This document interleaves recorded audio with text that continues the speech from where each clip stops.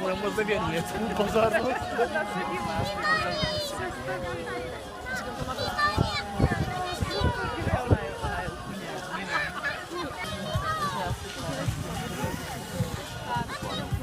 Myslím, že naprosto užívá. Srdečně udvěl všichni rozumí.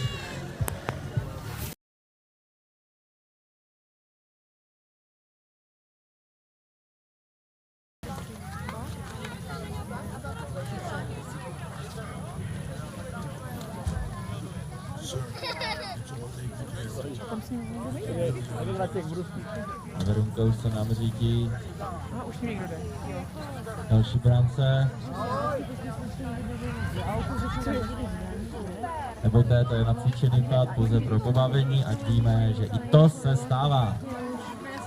Kdo nepadá, jezdí pod své možnosti. Takže tady jsme viděli krásný výkon až na maximum.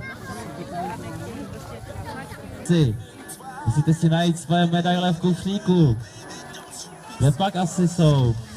Nevzal vám je třeba ten neviditelný mimoň? A kde pak je? Kde pak máme mimoně, co nám vzal medaile?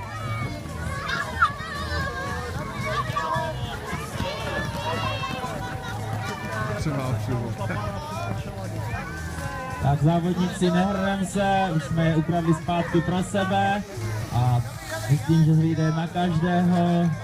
Každý na své hrudi ponese medaily odvahy, statečnosti, vytrvalosti, odolnosti a úžasnosti.